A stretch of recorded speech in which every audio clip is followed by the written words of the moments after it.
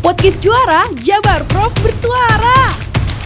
Sampurasun wargi Jabar, apa kabar? Selamat datang di Podcast Juara, Jabar Prof bersuara. Melalui episode ini kita akan mengajak Anda untuk mengetahui peranan air dalam kehidupan. Umumnya sehari-hari kita biasa menggunakan air untuk kehidupan dasar seperti misalnya minum, mandi, atau mungkin juga mencuci. Nah, padahal di luar itu air memiliki peranan yang lebih luas untuk keberlangsungan hidup manusia. Untuk lebih jauhnya, saya Nino saat ini sudah bersama Kepala Dinas Sumber Daya Air Provinsi Jawa Barat, Bapak Diki Ahmad Sidik, STMT. Selamat pagi, Pak. Pagi. Apa kabar? Alhamdulillah. Assalamualaikum. Waalaikumsalam warahmatullahi wabarakatuh. Nah, Pak, ngomong-ngomong seputar Hari Air Sedunia nih yang sesaat lagi kita akan peringati bersama, rayakan bersama bulan Maret ini ya, Pak. Kira-kira temanya apa yang diambil dan mengapa tema itu diambil? Ya, jadi sesuai dengan yang disampaikan bahwa tema Hari Air Dunia pada tahun ini yaitu bicara tentang air tanah. Jadi making invisible visible, artinya bahwa kita tahu bahwa air tanah itu sesuatu yang mungkin kita tidak bisa lihat, kita tidak bisa rasakan karena kita tidak bisa melihatnya, beda dengan airan permukaan yang bisa kita lihat secara syariatnya bisa kelihatan ya. Jadi ada air di saluran, ada air di irigasi, di danau, situ dan sebagainya. Kalau air tanah kan memang tidak terlihat, tapi baru akan terasa pada saat muncul ke permukaan melalui air tanah. Makanya itu kenapa dinyatakan sebagai invisible visible. Artinya dalam hal ini bahwa air tanah itu tidak terlihat, namun visible dalam artian mempunyai fungsi yang sangat besar bagi kelangsungan hidup kita. Jadi air tanah adalah sebagai supporter bagi pemanfaatan air yang tadi sampaikan untuk mandi dan sebagainya, yang biasanya kita ambil dari airan permukaan. Nah, air tanah merupakan support, artinya yang memberikan kepada kita keandalan ketersediaan air secara terus-menerus. Kita tahu bahwa melalui mata air akan mengalir terus-menerus. Beda halnya dengan airan permukaan yang contoh misalkan kalau ada hujan jatuh ke sungai misalkan langsung terbuang. Tapi kalau mata air akan mengalir secara terus-menerus sehingga itu yang menjaga kelangsungan hidup kita selama ini. Betul. Nah, ngomong-ngomong tentang air yang menjadi sumber kehidupan manusia, Bapak bisa jelaskan nggak sih bagaimana kondisi air tanah saat ini khususnya di Provinsi Jawa Barat? Ya, kita tahu bahwa saat ini jumlah penduduk kita sudah mau mencapai 50 juta. Artinya pertumbuhannya cukup pesat, di samping karena apa istilahnya dari orang Jawa Barat sendiri yang bertambah jumlahnya, sekaligus juga karena sebagai pusat pertumbuhan otomatis banyak yang migrasi atau urban ke Jawa Barat. Nah, tentunya pertambahan penduduk ini akan menimbulkan kebutuhan air minum yang meningkat ya. Jadi otomatis kan kebutuhan dasar itu air sebenarnya untuk manusia kan.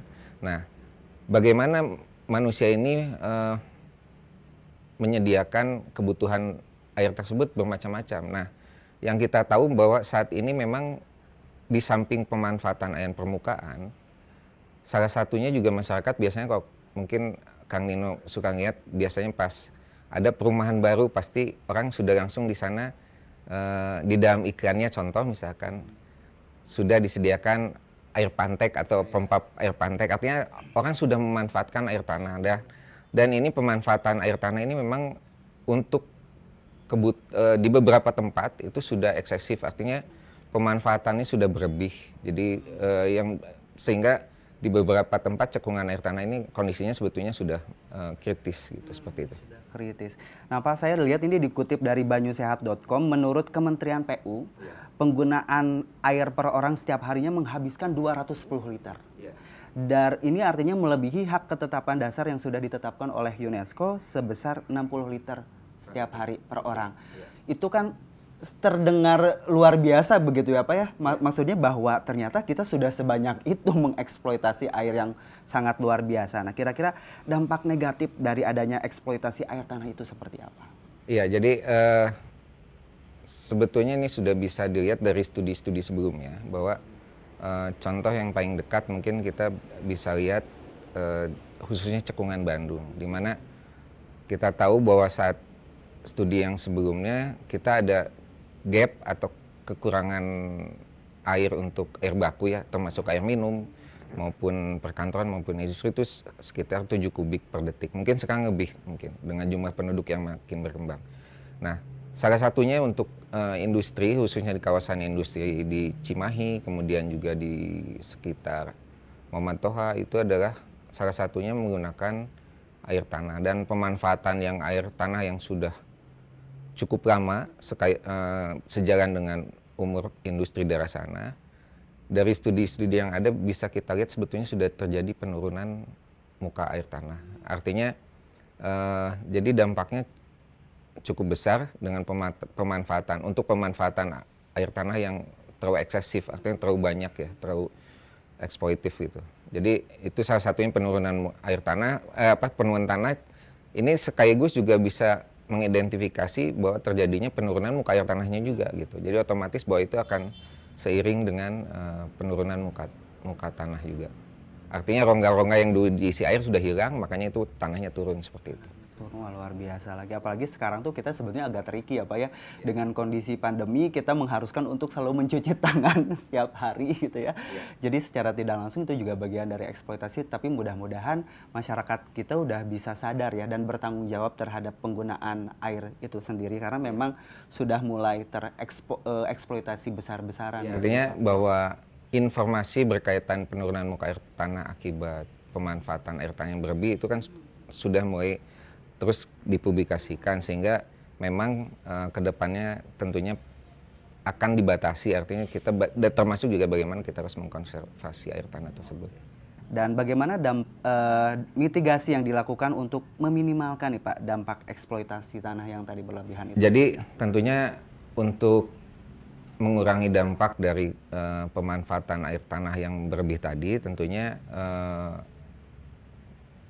banyak hal yang bisa kita lakukan sebetulnya. Baik itu secara alami, kita melakukan konservasi. Contoh misalkan yang selama ini digaungkan berkaitan dengan penanganan lahan kritis ya, yang 50 juta pohon sudah tertanam di das-das kritis Jawa Barat, itu adalah bagian dari salah satu upaya bagaimana kita melakukan konservasi air tanah supaya air tanah itu meresap dibandingkan dengan artinya menjadi run off atau menjadi debit aliran yang ngalir ke sungai-sungai. Di samping itu juga dengan kalau secara alami mungkin kita bisa lihat sebetulnya dengan membuat menampung sederhana mungkin bisa, atau kalau sudah buatan yang tentunya kita bagaimana kita membangun embung, membangun kolam retensi, membangun waduk mungkin untuk di samping menampung airan permukaan juga sekaligus melakukan konservasi juga air tanah ini. Nah, saat ini saya dengar bahwa SDA ini sedang gencar-gencarnya nih mengkampanyekan tentang konservasi air tanah. Saya dengar juga ada gerakan 1000 sumur resapan. Ini apa manfaatnya Pak? Jadi pada tahun kemarin kita sudah meluncurkan gerakan 1000 sumur resapan. Sebetulnya bagian dari program khususnya pada Dinas Sumber Daya Air, bagaimana kita mengurangi kejadian banjir di beberapa daerah yang kritis. Tapi tentunya bagaimana kita mengurangi, salah satunya ya sekaligus kita mengkonservasi juga. Jadi artinya hujan yang turun pada daerah-daerah pada lokasi tertentu itu kita alirkan sebagian masuk ke sumur resapan. Jadi di samping mengurangi debit alirannya, tentunya adalah bagaimana kita mengalihkan sebagian curah hujan tersebut masuk ke dalam tanah. Termasuk juga ada kegiatan 1000 embung juara juga. Bagian dari itu bagaimana kita mengkonservasi aliran air permukaan itu agar jangan langsung terbuang, tidak termanfaatkan. Minimal kita bisa mengkonservasi masuk air tanah, atau kita juga memanfaatkan aliran permukaan tadi. Nah, biasanya Pak, apa saja sih hal-hal atau kebiasaan Bapak sehari-hari ya tadi dalam melakukan atau mengkampanyekan untuk hemat air agar kelestarian air tanahnya juga tetap jaga, karena kita bukan hanya berbicara soal kuantitas ya, tetapi juga kualitas air yang nanti akan kita pakai. Biasanya Bapak sehari-hari itu apa yang Bapak lakukan? Yang jelas di dalam melakukan konservasi air ini kan memang tadi Kang Nil sampaikan tidak bicara hanya kuantitas tapi kualitas juga.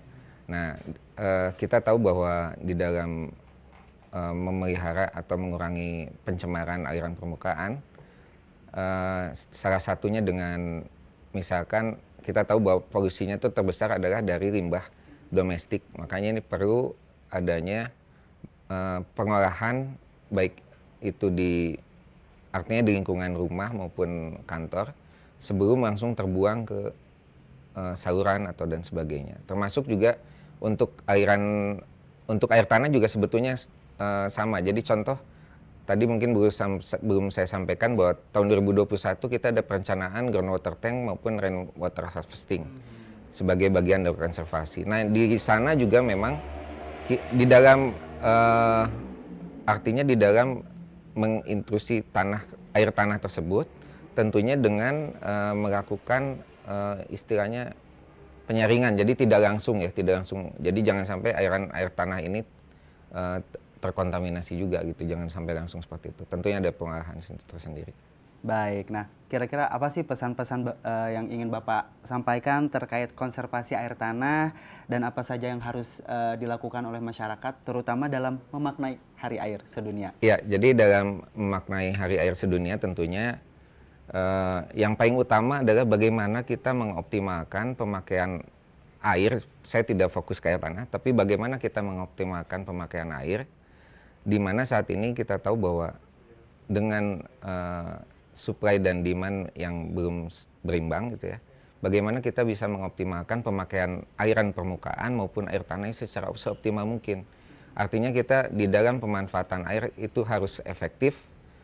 Contoh misalkan tadi disampaikan data yang ada 200 liter per orang per hari ya. Padahal dari UNESCO itu 60 liter per hari gitu. Tentunya ini bisa dijadikan acuan sebagai bagaimana kita bisa mengoptimalkan pemakaian air tersebut secara efektif, efisien. Kemudian yang kedua adalah bagaimana kita melakukan konservasi air tanah ini di berbagai lini. Artinya tidak hanya di lingkungan insan sumber daya air, tapi tentunya semua masyarakat. Kayak ini sifatnya adalah perlu adanya pentahelix keterlibatan semua di dalam konservasi ini. Jadi mari kita sama-sama melakukan konservasi ini. Artinya dengan melakukan contoh dengan membangun sumber resapan di masing-masing lingkungan, baik itu di rumah maupun di kantor. Mari kita sama-sama melakukan itu. Mudah-mudahan dengan kita melakukan konservasi air ini, kita bisa menjaga keandalan dari debit airan permukaan kita untuk kebutuhan kita ke depan. Amin, amin. Dan terakhir nih Pak, apakah program sumur resapan ini sejalan dengan tema air hari ini? Ya, jadi itu sudah pasti. Jadi artinya bahwa gerakan sumur resapan dari awal tujuannya adalah bagaimana kita melakukan konservasi untuk air tanah.